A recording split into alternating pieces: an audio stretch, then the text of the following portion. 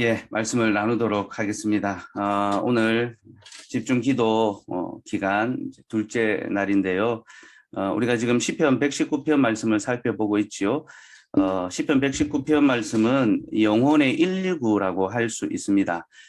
우리 영혼을 살리기 위한 핵심 내용이 이 안에 다 담겨 있어서 이 숫자도 참 좋습니다. 119. 그래서 영혼의 119라고 이해하시면 되고, 실제로 119편 안에는요, 시인이 이제 자기 영혼을 살아나게 해달라라는 그런 간구가 유독 많이 나오는데요. 무려 18번이나 나옵니다. 그래서 이 119편은 진짜로 우리 영혼의 119고, 우리 영혼의 어떤 어려움과 힘듦이 있을 때 이 말씀을 펼쳐서 읽으면 됩니다. 저는 좀 어려운 시간 또 힘든 시간을 보낼 때면 늘 이제 이 말씀을 읽고요.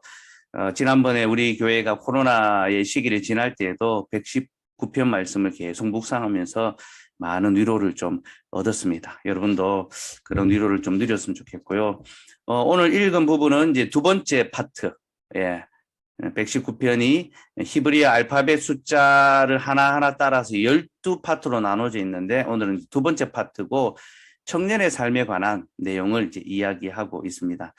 시인은 9절에서 청년이 무엇으로 그 행실을 깨끗게 하리까? 라고 질문하면서 시작을 합니다. 그러면서 그 답을 7가지로 제시하고 있는데요.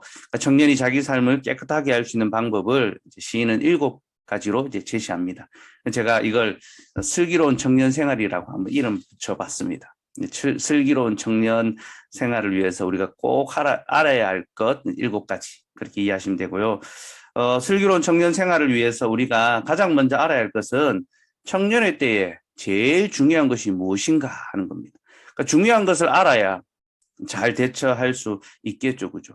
그럼 청년 시절은 인생의 기초를 놓는, 또 인생을 준비하는 그런 아주 소중한 시간이죠. 자신이 앞으로 걸어가야 할 길을 정하고, 또 함께 살아갈 사람을 정하고, 그리고 자기 분야에서 실력을 쌓는 시기가 청년의 때입니다. 그래서 청년들이 그때 무엇을 중요하게 생각합니까? 스펙을 쌓고, 취업을 하고, 결혼을 하고, 안정적인 또 이 삶의 기초를 놓기 위하여 열심히 살아가고, 이것을 아주 중요하게 여기죠. 그럼 이런 것들은 중요한 것들입니다. 취업, 결혼, 안정적인 삶은 뭐 결코 중요하지 않다라고 우리가 말할 수 없죠. 매우 중요한 것들입니다. 삶을 살아가는 데 있어서. 그러나 여러분, 이런 것들이 비록 중요하긴 하지만 제일 중요한 것, 가장 중요한 것은 아닙니다.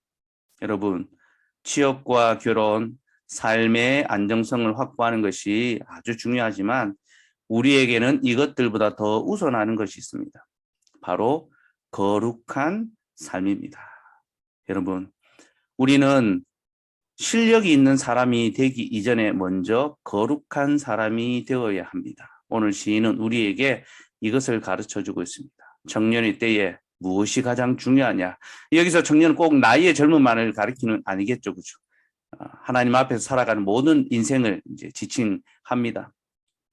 우리가 살아가면서 가장 중요한 것이 무엇이냐? 바로 하나님 앞에서 거룩하고 깨끗한 삶을 살아가는 것, 이것이 제일 중요하다라는 거죠. 그래서 우리가 거룩한 사람이 되기를 힘써야 합니다. 그럼 어떻게 해야 거룩한 사람이 됩니까?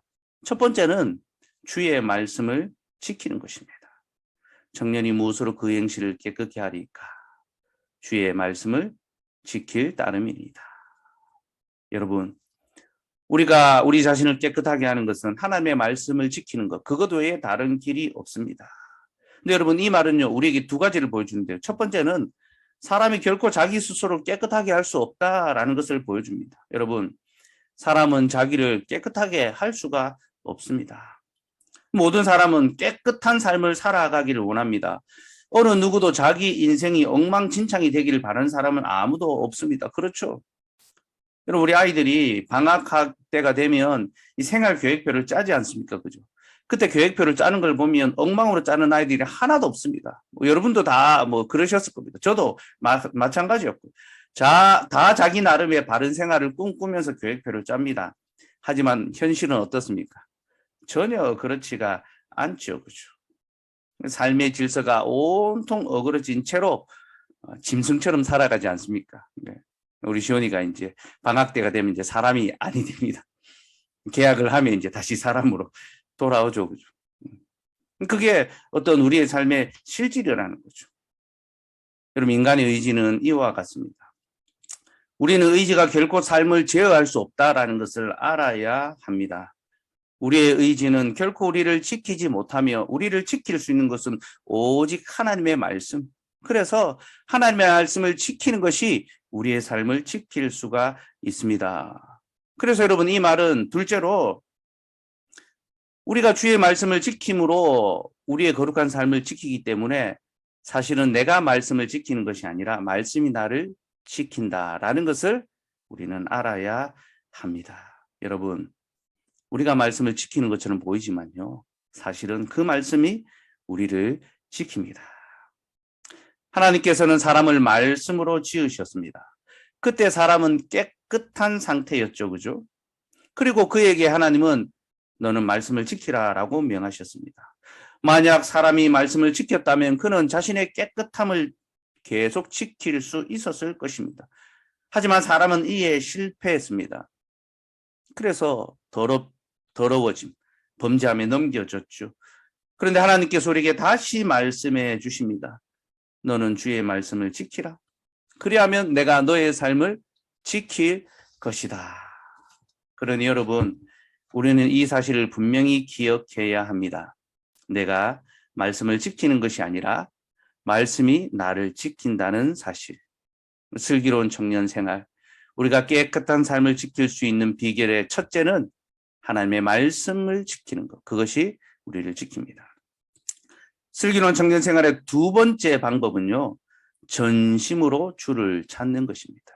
10절에 나오는 내용이죠. 전심으로 주를 찾으라. 전심으로 주를 찾는다라는 것은요, 말씀과 기도에 대한 자세를 가리킵니다. 곧 우리가 말씀을 들을 때 마치 주님을 배우는 것처럼 전심으로 대하고, 또 기도할 때에 마치 주님이 내 앞에 계신 것처럼 진심을 다하여 기도하는 것, 바로 그것을 가리킵니다. 여러분, 우리는 말씀을 들을 때, 설교를 들을 때 그것을 사람의 말로, 목사의 말로 들어서는 안 됩니다. 주의 음성을 듣는 것처럼 하나님께서 설교자의 음성을 통하여 우리에게 말씀하고 계시는구나라는 것을 기억하고 귀를 집중해야 하며, 또 기도할 때는 사람에게 말하는 것처럼 건성건성 말하거나 중언부언하듯이 그렇게 말해서는 안 됩니다. 반드시 들으시고 또 응답하시는 우리 하나님 앞에서 간절하게 기도해야 합니다. 여러분, 하나를 구하더라도 우리가 전심을 다해서 기도했으면 좋겠습니다. 우리 하나님께서 우리에게 귀를 지으셨지 않습니까? 왜 귀를 지으셨습니까? 내가 너희의 기도를 듣는다 보여주시기 위해서. 귀를 지으시니가 어찌 듣지 않으시랴.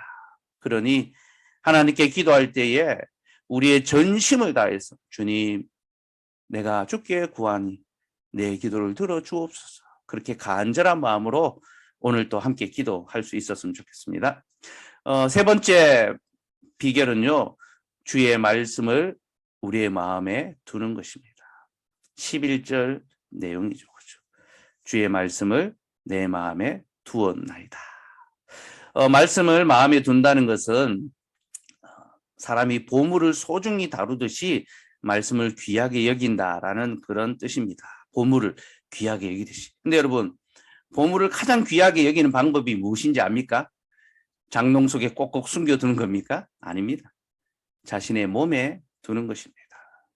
반지나 목걸이로 만들어서 늘 내 몸에 함께 하는 것, 그게 가장 귀히 여기는 거죠. 그래서 뭐 결혼 반지, 목걸이, 늘 이제 우리 시어머니가 주신 것, 우리 남편이, 우리 아내가 해준 것 늘 손에 갖고 있고 목에 걸지 않습니까? 그렇죠?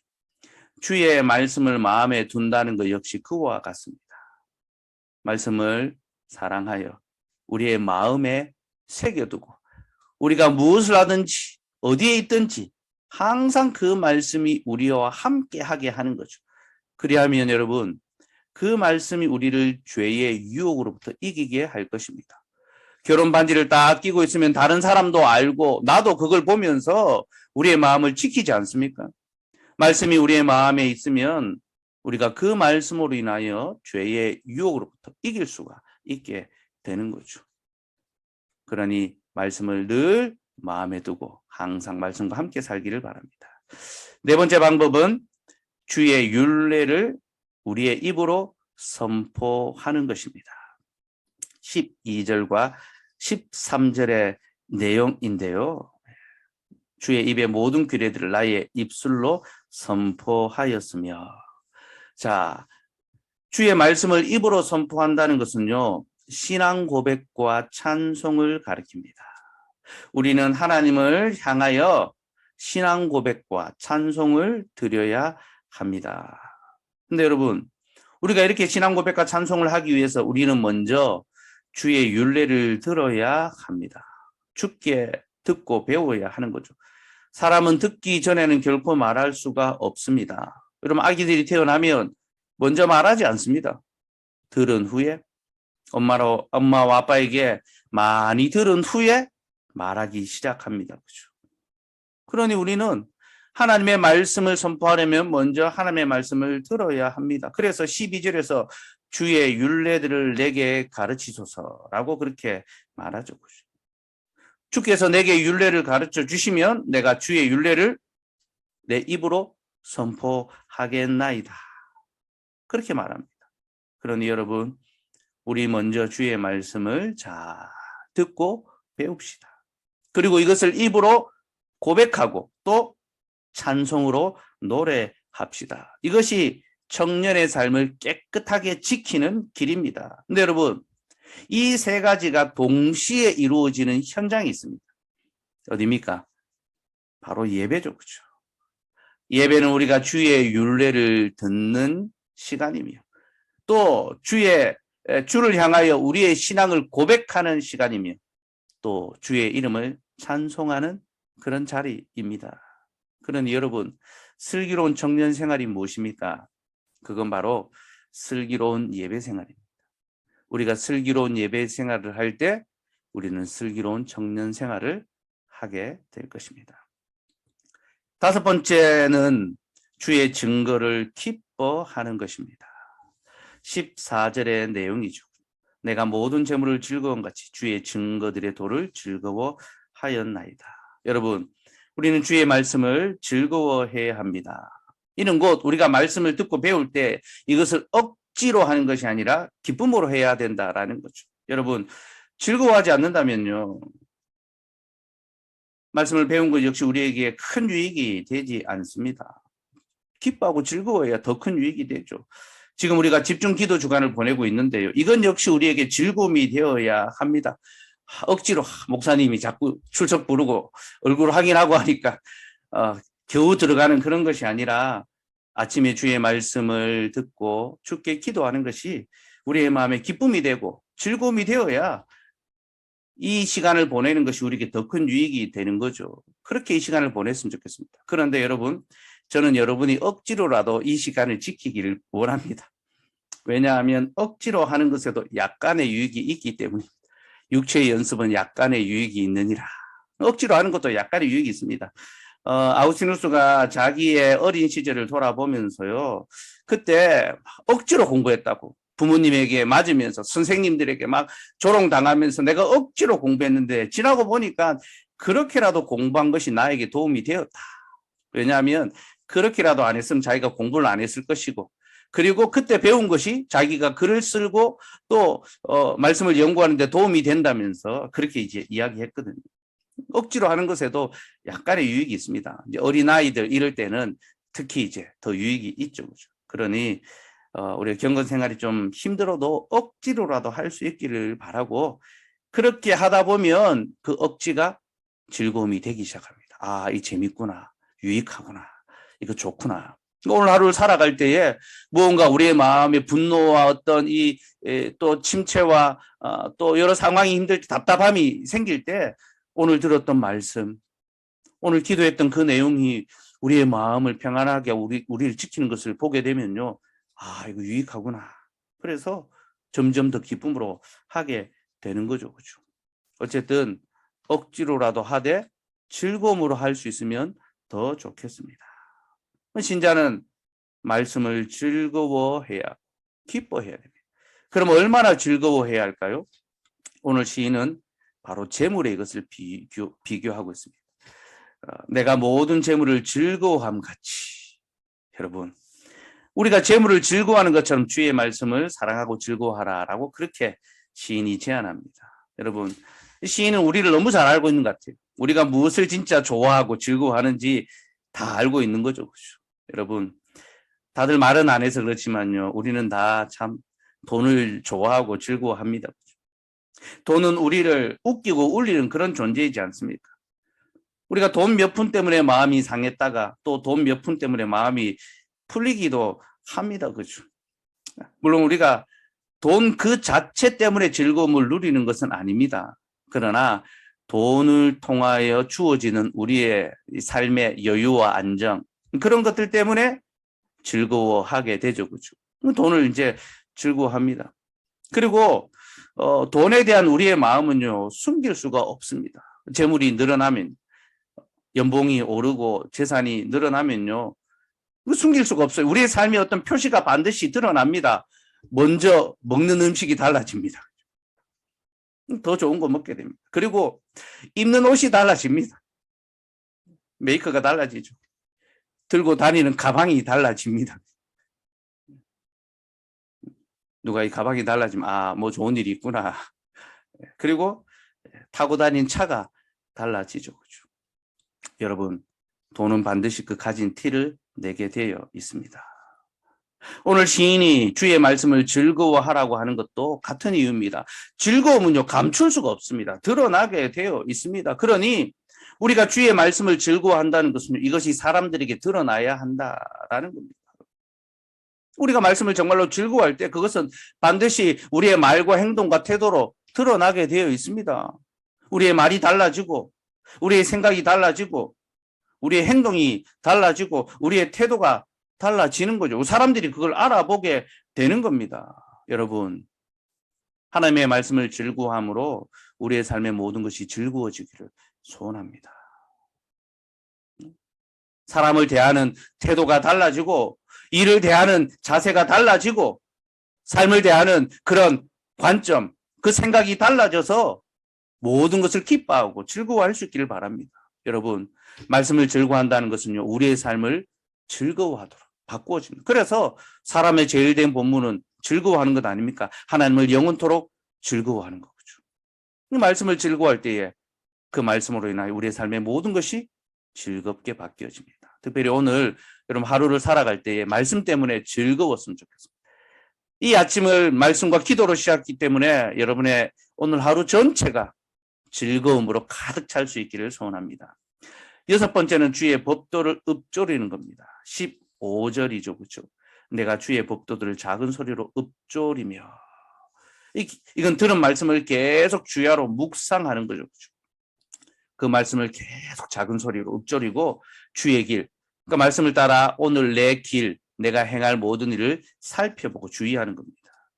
그리고 마지막 일곱 번째는 주의 말씀을 잊지 않는 것입니다. 16절에 나오죠. 주의 율례들을 즐거워하며 주의 말씀을 잊지 아니하리라. 들은 말씀을 계속 기억하는 거죠. 여러분, 우리가 주의 말씀을 잊지 않을 때, 계속 기억할 때 주께서도 우리를 잊지 않으시고 계속 기억해 주십니다. 오늘 이 말씀을 기억하심으로 여러분도 하나님 앞에서 기억되고 기록될 수 있으면 좋겠습니다. 말씀을 정리하겠습니다. 오늘 우리는 청년의 때에 가장 중요한 것이 무엇인지를 배웠습니다. 그것은 바로 깨끗한 삶입니다. 여러분, 우리 이 땅을 살아가면서 청년의 때에도 가장 먼저 자기 자신을 깨끗하게 해야 합니다. 그렇게 할 때 하나님께서 우리를 귀히 사용하십니다. 그럼 어떻게 자신을 깨끗하게 할 수 있습니까? 7가지 비결이죠. 첫째는 주의 말씀을 지키며, 둘째는 주의 말씀을 찾으며, 셋째는 주의 말씀을 마음에 두며, 넷째는 주의 말씀을 선포하며, 다섯째는 주의 말씀을 즐거워하며, 여섯째는 주의 말씀을 읊조리며, 일곱째는 주의 말씀을 잊지 잊지 않는 것입니다. 사랑하는 여러분, 우리의 인생의 기초를 놓는 이 중요한 시기에 우리가 무엇보다도 거룩함의 기초를 놓을 수 있기를 바랍니다. 그리고 그 기초는 하나님의 말씀 위에 자신의 삶을 두는 것입니다. 우리가 하나님의 말씀에 우리의 삶의 기초를 둘 때 우리의 삶은 결코 흔들리지 않고 요동치 않고 견고하게 아름답게 거룩하게 잘 서갈 것입니다. 오늘도 주의 말씀을 지킴으로 여러분의 삶을 지킬 수 있기를 간절히 소원합니다. 아멘. 예.